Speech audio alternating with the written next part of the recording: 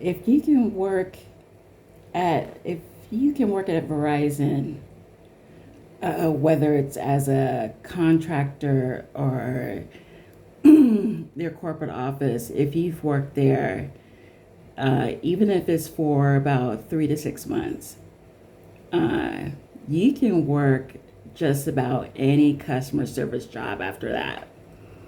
Um, they really train you on every different escalated situation that you could ever think of. So, when I worked as a contractor for Verizon at this one location, there was two ambulances that came every week because the employee would get so stressed out that they would pass out. And there wasn't a day that I wasn't called the N word. And I wasn't even allowed to hang up on that customer after being called the N word. I had to ask a supervisor, can I hang up on this person so they can stop calling me the N word? So they knew that they were allowed to be extremely abusive. We had Karens there before they were called Karens, and we definitely had our Kens. Um, First, the department is not diverse at all. It's there's no diversity. They say that there is, but there's a lot of segregated departments. And there was always an emergency. There's always a medical emergency. Um, there was a lot of people there that were choosing to pay maybe their rent as opposed to paying for medicine for diabetes. And had a coworker that I was sitting beside just pass out and go into a diabetic shock. Luckily, he didn't die, but he was written up because he was not there for a week. And there was a time where I was pregnant, and we were only allowed to uh, take bathroom breaks during our actual scheduled breaks. And when you're 8 months pregnant, you have to go to the bathroom a lot. I mean, a lot. So they said that's not acceptable. You're going to have to get a doctor's note to approve one extra break to go to the bathroom, or we can let you go for taking too many breaks. So I got that doctor's note so I can go to the bathroom. And there were times where my paycheck bounced. There was no funds in the account. And there were times where I couldn't even take my paycheck to Walmart because they said that received bad checks from Verizon so many times that they were not taking any more of their checks. They wouldn't accept it. But it took a very long time to get direct deposit, and only very few banks would work with us. And there was a time when I worked as a contractor where there was unlimited, and I mean it was unlimited overtime. And people took that literally and would work they 15 16, 18 to 20 hours a day. Then they would sleep in their car for a couple of hours and come back and do the same thing. They did this for the whole month of December. And when their checks came, it had none of the overtime on there. It was not there, it was non-existent. And the company tried to say, oh, you did not record all your overtime. And some people were smart. They wrote down in the notebook all the hours that they were working. So they had recorded of what their pay should have been. And I was warning people. I was like, do you see where we're working? Just because they say that, did you get that in writing? No, but they said that. They promised that. They said they're going to do it. I know, but you didn't get it in writing. They're just saying it. And so there's a huge commotion over the missing funds. I mean, it was several thousand, I don't know how many thousands of dollars in labor. It was so much, because there was almost, I want to say 100 people were doing up to 100 hours a week, if possible, for 4 weeks.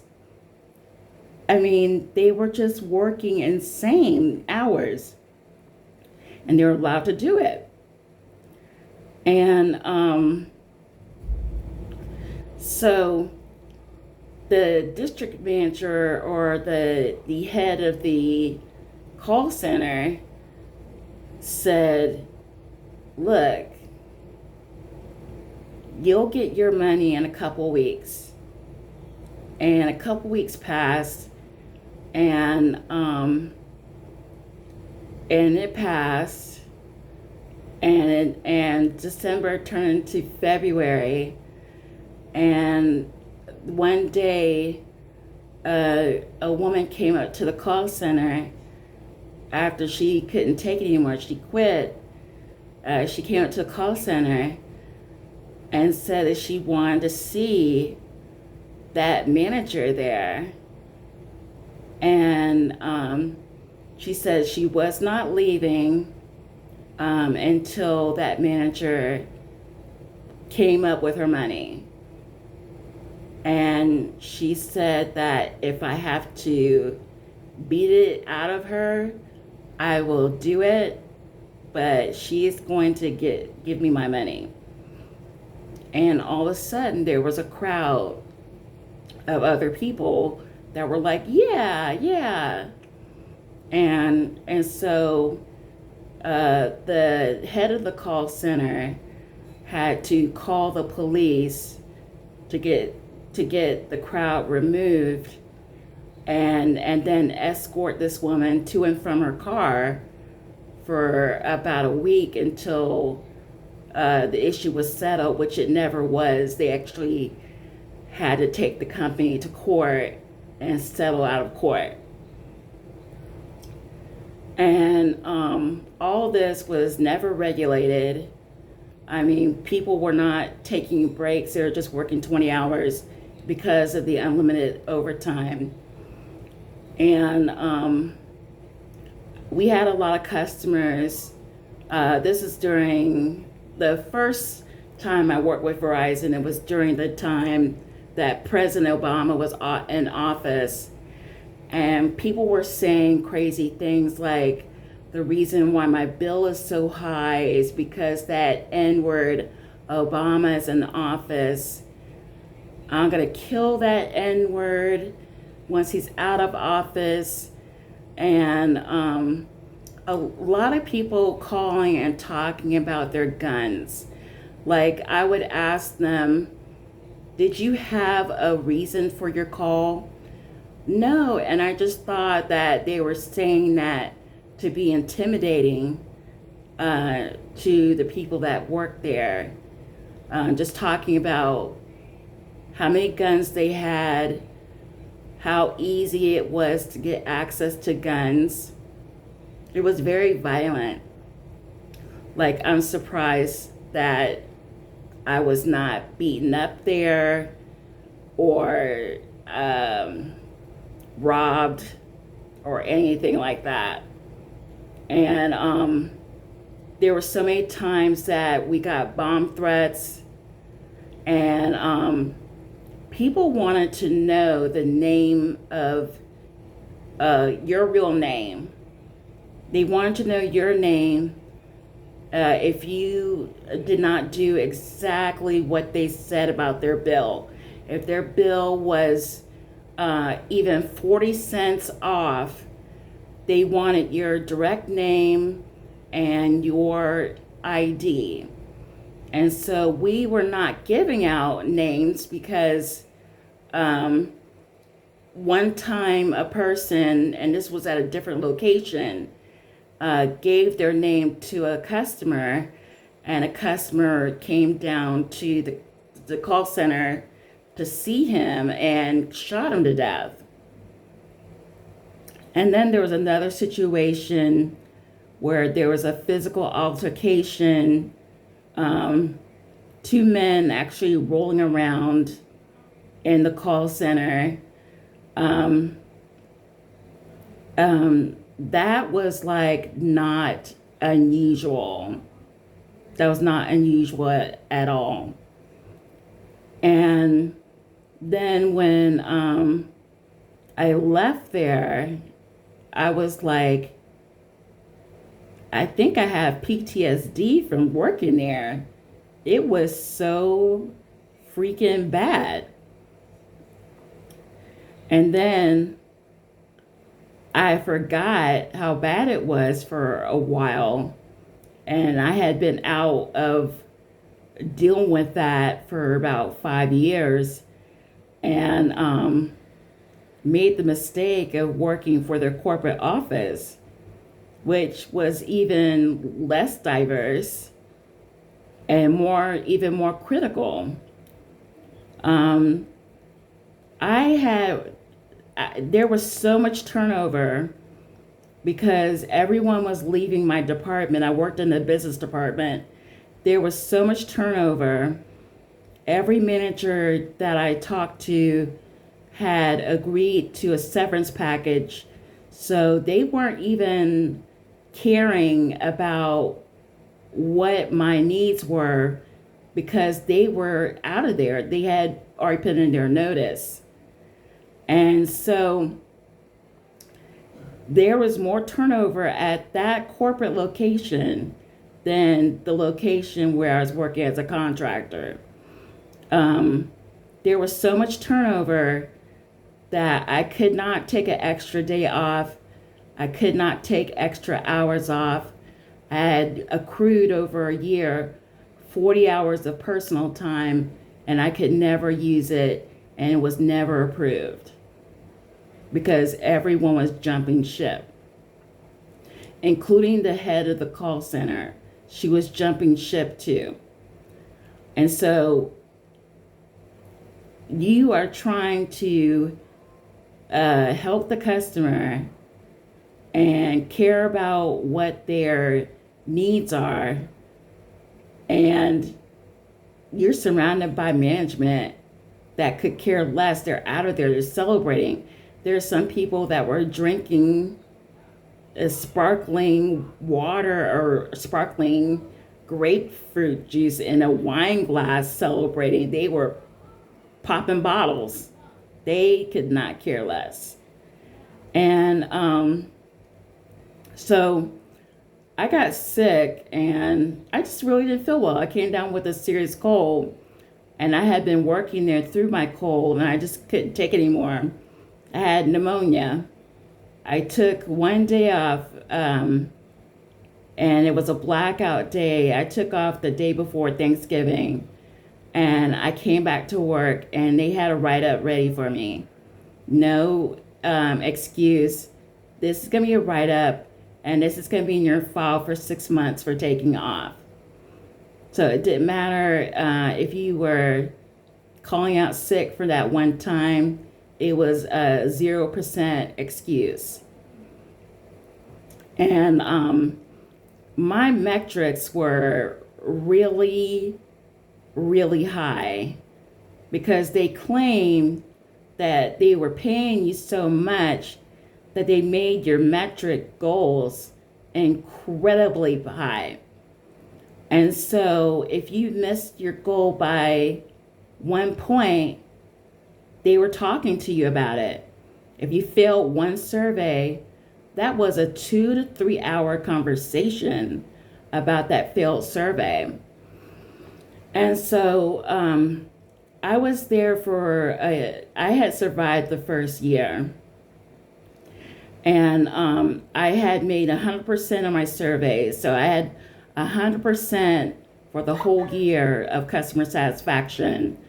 And 100% on 110% on like credits. I wasn't asking for a lot of credit adjustments, so that was very low. And then as far as upgrades, I had of phones, I had 100%, but I had 90% for accessories. And so the manager that I was talking to, he's like, oh, that's no big deal. You'll make that up next year. But the main criteria for you to get approved for a raise is that you had 100% customer satisfaction. That's great. So I'm feeling good. I'm thinking, I was stressed about it, but I was thinking, okay, this could be a long-term place. So I get a meeting with the head manager of the department, and he's like one of the only ones that's not leaving. And he tells me he's going to put me on a PIP to improve my accessory goal from 90% to 100%. So I didn't really understand fully what a PIP was. I knew it was negative, but I didn't understand fully what it was. I looked it up online, and basically, if I don't improve, they could fire me in any amount of time that they give. And I filed a complaint with HR.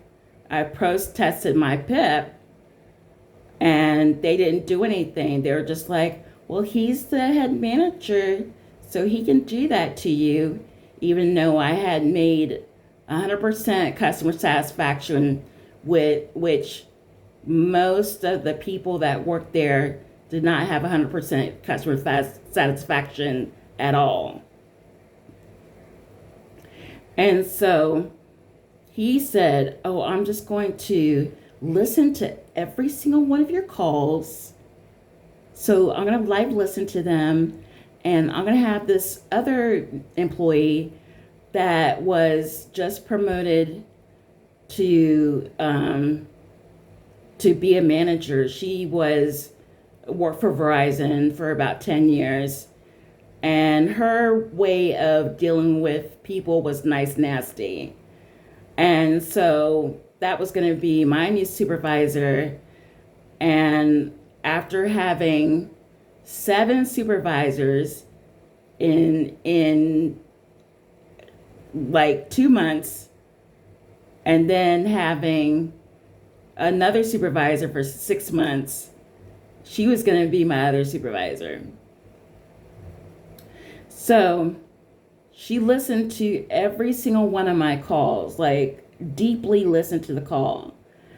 And after every single call, she wrote a 2 to 3 page email critiquing every part of my call, everything that I said, how I said it, what I could have done better. It was incredibly negative critique.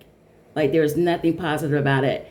And I had to read 2, 3 pages of her email, which was very depleting to my energy. So I'm having to read these negative emails and I'm being put on a PIP, and then they're live listening to all my calls and judging all my calls because, oh, I am not selling enough accessories.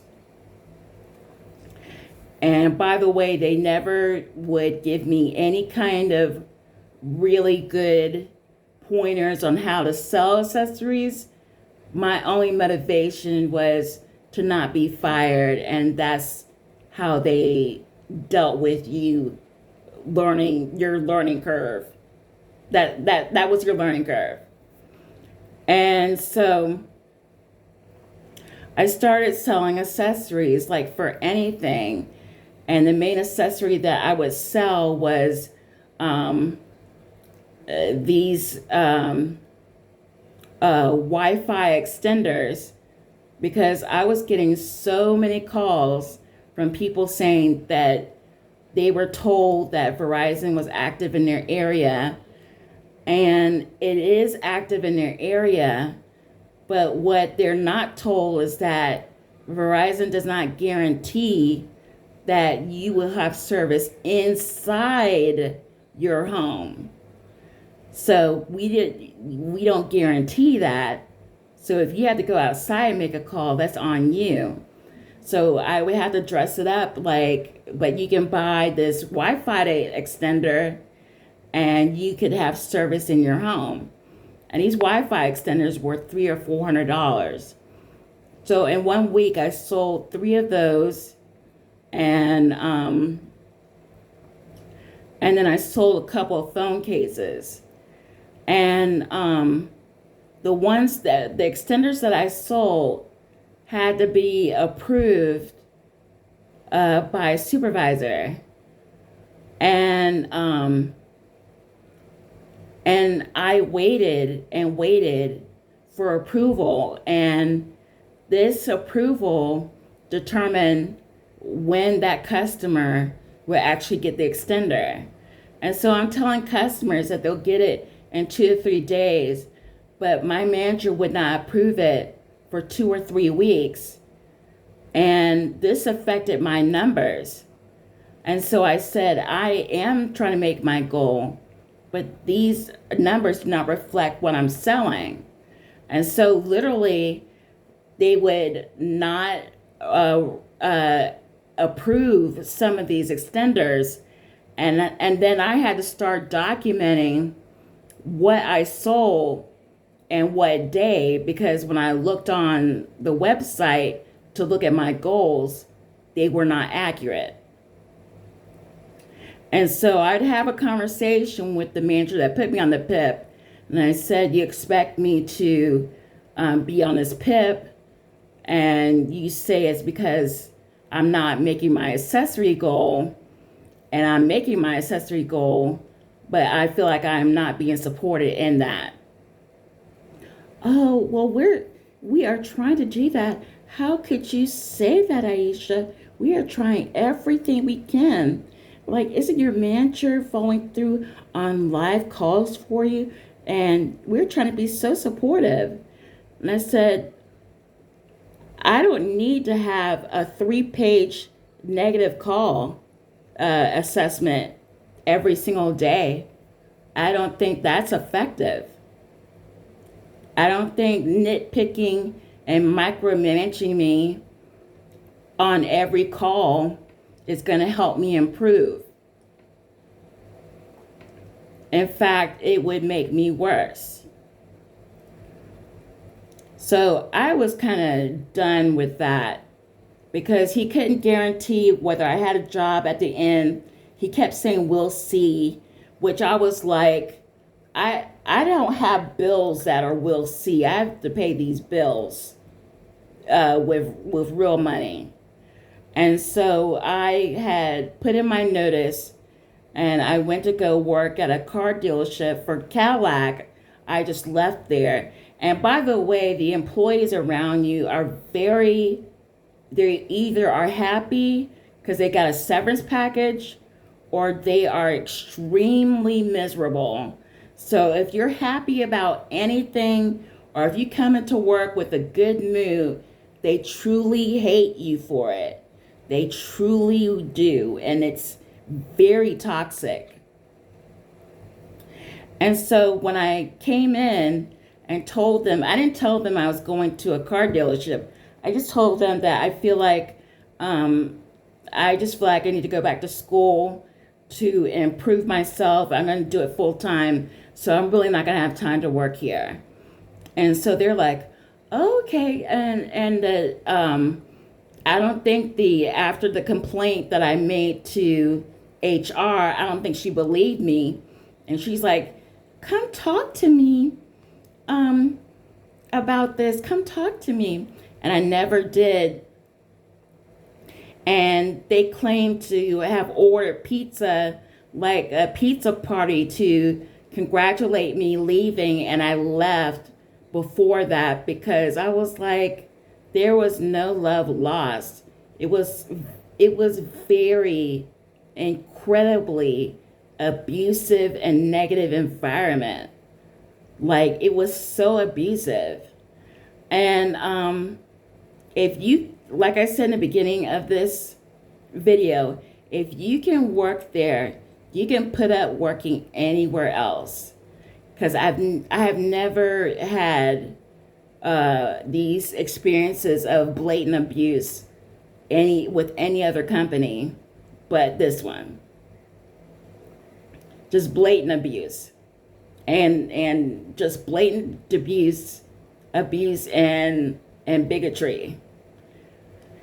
And so I was on my way down. They had these fancy elevators, and I was on my way down on one elevator, and there was this girl there that I thought she was okay.